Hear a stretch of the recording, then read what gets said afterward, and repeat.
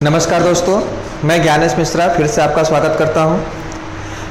आज हम लोग वर्णमाला चैप्टर स्टार्ट करने वाले हैं। आज इसको एकदम बेसिक से सब कुछ समझते हुए चलते हैं। स्टार्टिंग करते हैं वर्णमाला, ठीक है। वर्णमाला और वर्ण, बहुत सारे लोगों से पूछा जाता है कि वर्णमाला कितने होते हैं, तो लोग बताते हैं कि 52 वर्णमाला नहीं होता है। वर्णमाला तो सिर्फ एक होता है और वर्णों की संख्या 52 होती है, ठीक है। इस बात को समझिए कि वर्णमाला एक कैसे होता है। वर्णमाला जो होता है, वर्णमाला होता है वर्णों के व्यवस्थित समूह को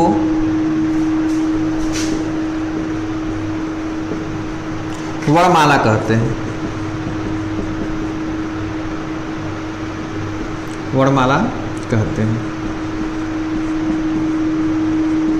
वर्णों के व्यवस्थित समूह को वर्णमाला कहते हैं। जिस तरीके से क, ख, ग, घ, अंग, इस तरीके से पूरे क से लेके ज्ञ तक जितने भी हो जाए, जैसे च, छ, इस तरह करते हुए, ठीक है। ज्ञ तक जो अक्षर होंगे स्वर हो जाएगा अ, आ, ये सब कुल मिला के इसको व्यवस्थित क्रम में जब रखा जाता है उसी को वर्णमाला कहते हैं। ये पूरे समूह को, ये समूह कितना है, अ से लेके अह तक और क से लेके ज्ञ तक, ये पूरा समूह एक है, ठीक है। इसीलिए वर्णमाला की संख्या होती है एक।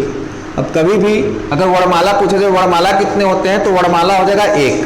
और वर्णों की संख्या अगर पूछा जाए तब ये वर्णों की संख्या होता है 52, ठीक है। अब वर्ण कौन कौन से 52 होते हैं अभी आगे मैं बताऊंगा। फिलहाल में वर्णमाला एक होता है और वर्णों की संख्या 52 होती है। फिर से एक बार देखिए, वर्णमाला कैसे एक होता है, वर्णों के व्यवस्थित समूह को वर्णमाला कहते हैं। व्यवस्थित समूह का मतलब सारे वर्ण को एक साथ लिखा हुआ जाए, व्यवस्थित करके एक क्रम से लिखा जाए, उसी को वर्ण बोलते हैं, ठीक है। और इसके अलावा जो लिखा जाता है उसे वर्ण कहते हैं, ठीक है दोस्तों।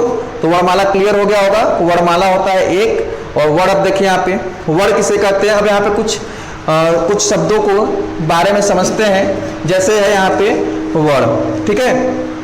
यहाँ पे वर्ण है, वर्ण बोलते किसे हैं, वर्ण और अक्षर, ये भी दो अलग अलग शब्द हैं। वर्ण और अक्षर ये दो शब्द अलग अलग हैं। वर्ण किसे कहते हैं और अक्षर किसे कहते हैं, दोनों में डिफरेंस समझ लीजिए। वर्ण जो होता है, वर्ण होता है ऐसे अक्षर जिसमें स्वर न हो, ऐसे अक्षर जो स्वर रहित हो,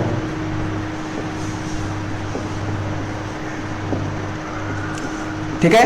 ऐसे अक्षर जो स्वर रहित हो, यानी जिसमें स्वर ना हो, उसी को वर्ण बोलते हैं। जैसे क में यहाँ पे हलंत लगा देंगे, जिससे इससे पता चलेगा कि क में स्वर नहीं है, ठीक है। ख, ग, ये सब क्या है, ये स्वर रहित है। इसमें हलंत लगने से क्या होता है, इसमें स्वर हट जाता है, स्वर नहीं होता है, इसी को बोलते हैं वर्ण। और अक्षर क्या होता है, अक्षर यहाँ पे हो जाएगा ऐसे वर्ण या ऐसे अक्षर जिसमें स्वर हो, ठीक है। जैसे इसका एग्जांपल समझ सकते हैं, क, ख, ज, प, ब, ये सब क्या है, इन सभी के साथ जो है ये स्वर अगर आ रहा है, इसलिए वो अक्षर कहलाएगा, ठीक है दोस्तों। समझ में आया। वर्ण क्या होता है, जिसमें ऐसे अक्षर जिसमें स्वर ना हो, और अक्षर क्या होता है, ऐसे अक्षर जिसमें स्वर हो, ठीक है। अब आगे हम लोग देखते हैं शब्द क्या होता है। शब्द होता है ऐसे सार्थक अक्षर, या इसको ऐसे बोल सकते हैं, सार्थक अक्षर के समूह को, सार्थक अक्षर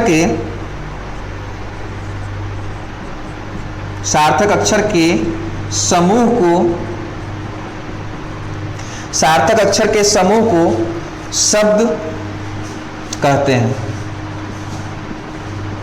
सार्थक अक्षर का मतलब होता है जिसका कोई ना कोई अर्थ निकले। जैसे सार्थक अक्षर हो जाएगा, जैसे यहाँ पे लिखे थे अक्षर क, ल और म, ठीक है, यहाँ पे अक्षर एक हो गया क, दूसरा हो गया अक्षर ल और दूसरा तीसरा अक्षर हो गया म। तो इसका जो समूह बनेगा, तीनों को अगर मिला दिया जाएगा, इसका समूह ग्रुप बना लिया जाएगा तो हो जाएगा कलम। तो ये कहलाएगा शब्द। ऐसे ही और भी एग्जाम्पल ले सकते हैं, जैसे सलजम। अब ऐसे इसमें भी देख लीजिए, स अलग अक्षर है, ल अलग अक्षर है, ज अलग अक्षर है, म अलग अक्षर है, लेकिन सभी का ग्रुपिंग कर लिया गया तो ये क्या कहलाएगा? शब्द कहलाएगा। ठीक है दोस्तों, इस तरीके से और भी एग्जाम्पल ले सकते हैं। जैसे एक शब्द ले सकते हैं हिंदी, हिंदी विषय है, हिंदी शब्द ले सकते हैं, जैसे ह हो गया, इसमें ई हो गया, न हो गया, अर्धवर्ग, इस द हो गया, बड़ी ई हो गया, ये सब क्या है? ये शब्द कहलाएगा। समझ में आ रहा होगा दोस्तों शब्द क्या होता है। ठीक है, एक शब्द होता है पद। ठीक है, पद क्या होता है? शब्द और पद में क्या अंतर होता है ये देख लीजिए। पद होता है ऐसे शब्द जो वाक्य में प्रयोग हो, शब्द कहलाते हैं।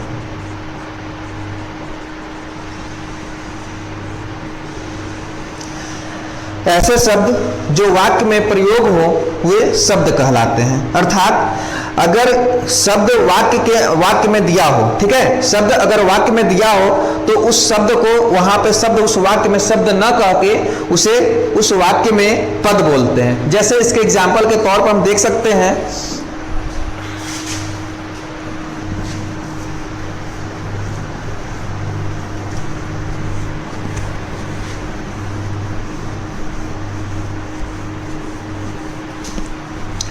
जैसे इसके एग्जाम्पल देख सकते हैं, कमल खिलता है। इस वाक्य में कमल है, ऑप्शन है शब्द, बी ऑप्शन हो जाएगा, अक्षर सी हो जाएगा, पद, और चौथा ऑप्शन हो जाएगा इनमें से कोई नहीं। ठीक है, देखिए कमल खिलता है। अब अगर केवल कमल शब्द था तो कमल शब्द अगर केवल हो जाएगा तो ये क्या कहलाएगा? केवल कमल शब्द होगा तो ये कहलाएगा शब्द। लेकिन ये कमल क्या है? एक सेंटेंस में है, एक वाक्य में है, तब इस पोजीशन में कमल जो हो जाएगा वो कमल क्या कहलाएगा? पद कहलाएगा। ठीक है दोस्तों, बात समझ में आ रहा होगा। यहाँ पे कमल जो है ये कमल एक वाक्य में है, वाक्य में कमल शब्द को वाक्य में प्रयोग किया गया है, इसलिए जब वाक्य में शब्द प्रयोग होता है तो उसी शब्द को पद कहा जाता है। तो यहाँ पे इसका सही आंसर पद हो जाएगा। ठीक है, अब अगला पॉइंट है वाक्य। वाक्य है, इसका डिफिनेशन देख सकते हैं, सार्थक शब्द के समूह को वाक्य कहते हैं। वाक्य क्या होता है? सार्थक शब्द के समूह को वाक्य कहते हैं। जैसे राम खेलता है, राम खेलता है, ये जो पूरा वाक्य है, ठीक है ना, राम खेलता है, राम से लेके है तक के जितना है ये वाक्य, ठीक है, जितने भी शब्द हैं ये, राम अलग शब्द हो गया, खेलना अलग शब्द हो गया और है अलग शब्द हो गया, इसी को बोलते हैं वाक्य। चाहे वाक्य और भी ज्यादा लंबा सेंटेंस में हो सकता है। ठीक है दोस्तों, तो यहां तक ये बात समझ में आ गया होगा। चलिए इसमें एक दो पॉइंट और बहुत इंपॉर्टेंट जो एग्जाम में क्वेश्चन पूछा गया है उसको समझ सकते हैं। इसको देखिए, भाषा की सबसे छोटी इकाई, भाषा की सबसे छोटी इकाई वर्ण या ध्वनि कहलाता है। ठीक है दोस्तों, बहुत इंपॉर्टेंट है, 3 पॉइंट मैं बताऊंगा, ध्यान समझिएगा। भाषा की सबसे छोटी इकाई वर्ण या ध्वनि कहलाता है, इसको जरूर ध्यान में रखिएगा। दूसरा है भाषा की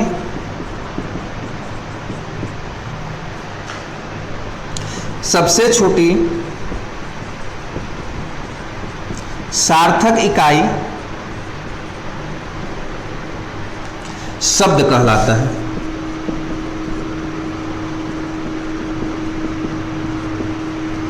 भाषा की सबसे छोटी सार्थक इकाई, ठीक है दोस्तों, सार्थक इकाई कहा जाएगा तो सार्थक इकाई क्या कहलाएगा? शब्द कहलाएगा। उसी तरीके से एक और पॉइंट है, भाषा की पूर्ण इकाई, भाषा की पूर्ण इकाई वाक्य कहलाता है।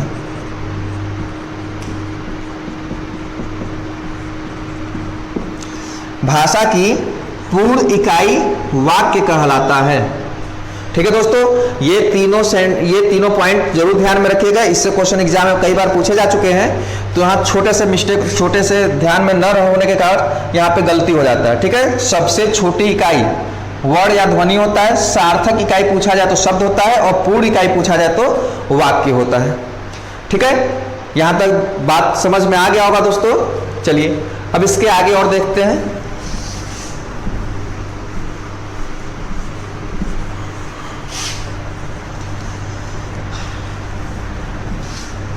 दोस्तों वर्ण तालिका,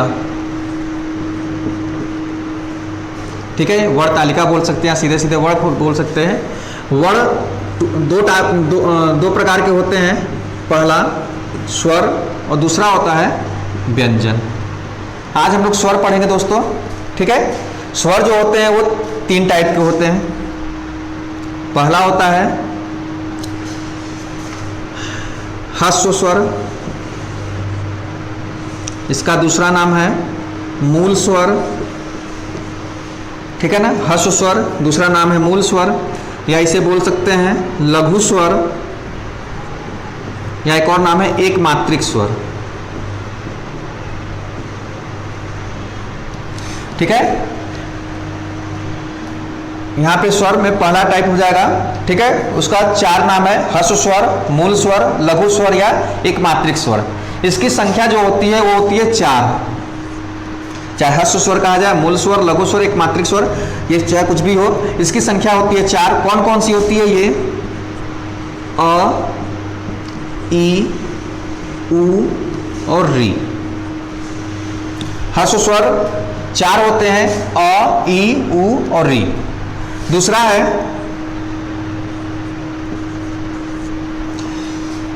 दीर्घ स्वर,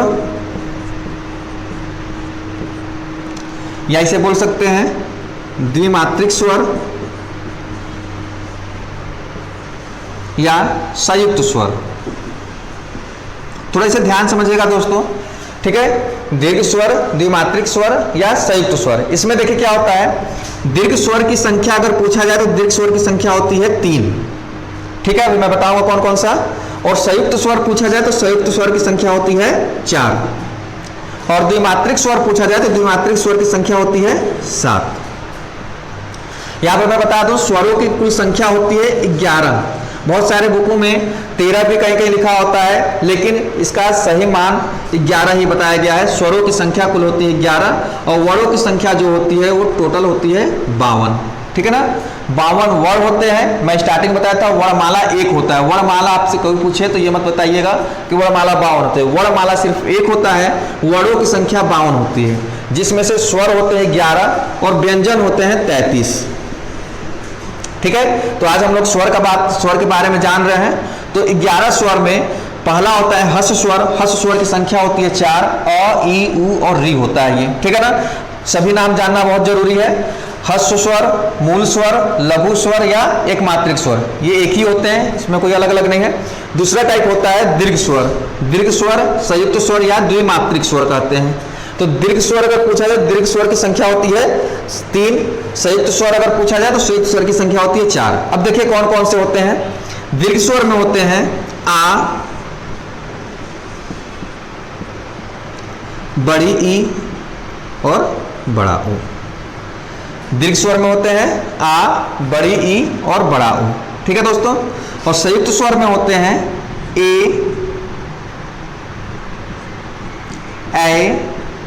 ओ और औ। ठीक है। और यही दोनों मिला के 3 और 4 मिला के द्विमात्रिक स्वर जो होते हैं वो होते हैं 7, ठीक है।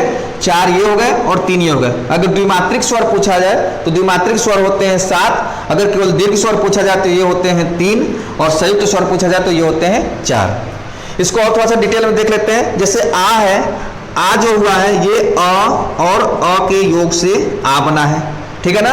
लघु, लघु से विपरीत हो जाएगा दीर्घ, ठीक है। ई जो होता है, ई का निर्माण होता है ई प्लस ई से ई बनते हैं। ऊ जो होता है ऊ प्लस ऊ से ऊ बनेगा, ठीक है। यहाँ पे लघु से दीर्घ बना है, और जो री होता है री का बड़ा नहीं होता है, ठीक है दोस्तों। री का बड़ा नहीं होता है इसलिए री को छोड़ते हैं। अ से आ हो गया, ई से बड़ी ई हो जाएगा, ऊ से बड़ा ऊ हो जाएगा, ठीक है। ये लघु से दीर्घ हो गया। अब संयुक्त स्वर देख लीजिए क्या होता है। संयुक्त स्वर हो जाएगा अ और ई से मिलके ए बना हुआ है, ठीक है। अ और बड़ी ई से मिलकर ए बना हुआ है, अ और ऊ से मिलके अ बना है, और अ और बड़ा ऊ से मिलके अ बना है, ठीक है दोस्तों। ये मैंने लास्ट क्लास में ये वीडियो जो ट्रिक जो बताया था उसमें भी इस चीज़ के बारे में एक्सप्लेन किया हुआ था। वही चीज़ है, ये जो 4 संयुक्त स्वर है, संयुक्त मतलब होता है जुड़ना से है, तो अ और ई से मिलके ए बना है, ई बना है, अ और बड़ी से मिलके ए बना है, अ ऊ से अ बना है, अ और बड़ा ऊ से अ बना है। तो यहाँ पे संयुक्त स्वर जो हो गए वो 4 हो गए, और दीर्घ स्वर जो हो गए वो 3 हो गए, और इन दोनों को मिलाकर जो बना हुआ है उसे बोलते हैं द्विमात्रिक स्वर, ठीक है दोस्तों। अगर जैसे एग्जाम में अगर ऐसे पूछ लिया जाए क्वेश्चन में, जैसे क्वेश्चन मान लीजिएगा इस तरीके से पूछा जाए, दीर्घ स्वर हैं, और ऑप्शन दिया हो, पहला ऑप्शन है 2, दूसरा ऑप्शन है 3, तीसरा ऑप्शन है 5 और चौथा ऑप्शन है 7, ठीक है दोस्तों। अगर दीर्घ स्वर की संख्या पूछा जाए और विकल्प के रूप में 2, 3, 5 और 7 दिया हो, तब उस कंडीशन में आपका आंसर हो जाएगा यहाँ पे 7, ठीक है। लेकिन अगर यहाँ पे ऑप्शन में पहला ऑप्शन दिया हो 2, ठीक है ना, पहला विकल्प 2 दिया हो, दूसरा विकल्प दिया हो 4, तीसरा विकल्प दिया हो 5 और चौथा विकल्प दिया हो 7, तो ऐसे कंडीशन में अगर ये नीचे का विकल्प दो और दीर्घ स्वर अगर पूछा जाए, तब उस कंडीशन में यहाँ पे इसका आंसर क्या हो जाएगा, 7 हो जाएगा, ठीक है। तो हमारे ऑप्शन के ऊपर भी डिपेंड रहना पड़ेगा कि ऑप्शन में क्या दिया है। लेकिन अगर 3 अगर दिया होगा तो दीर्घ स्वर की संख्या 3 हो जाएगी। उसी तरीके से संयुक्त स्वर का भी एग्जाम्पल लिख लेते हैं। संयुक्त स्वर की संख्या है, संयुक्त स्वर की संख्या है, क्वेश्चन पूछा जा रहा है संयुक्त स्वर की संख्या है, तो पहला ऑप्शन हो जाएगा यहाँ पे 3, दूसरा हो जाएगा 4, तीसरा ऑप्शन हो जाएगा 6 और चौथा ऑप्शन हो जाएगा 7। तो यहाँ पे 7 होने के बावजूद भी संयुक्त स्वर कितने कहलाएंगे, 4। लेकिन अगर 4 विकल्प में न दिया हो, ठीक है, अगर विकल्प में दिया हो 3, दूसरा ऑप्शन हो जाएगा 5, तीसरा ऑप्शन हो जाएगा 6 और चौथा ऑप्शन हो जाएगा 7। अब ये 4 अगर विकल्प नहीं दिया, तब संयुक्त स्वरों की संख्या अगर पूछा जाए, तब वहां पे इसका आंसर हो जाएगा 7, ठीक है दोस्तों। बात समझ में आ रहा होगा। एक और प्रकार का स्वर होता है प्लुप्त स्वर,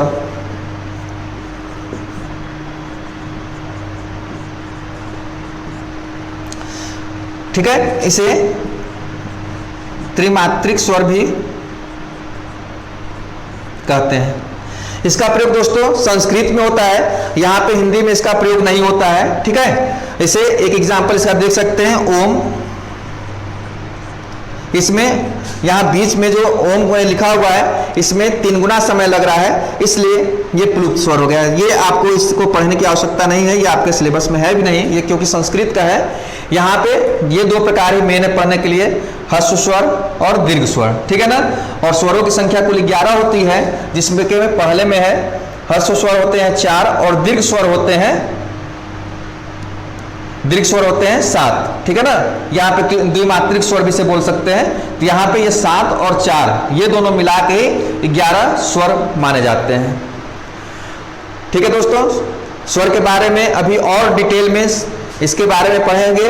इसका उच्चारण स्थान मुख से कैसे होगा इसके और भी इसके बारे में डिटेल अगले वीडियो में हम लोग यहाँ पे देखते हैं। ठीक है, धन्यवाद।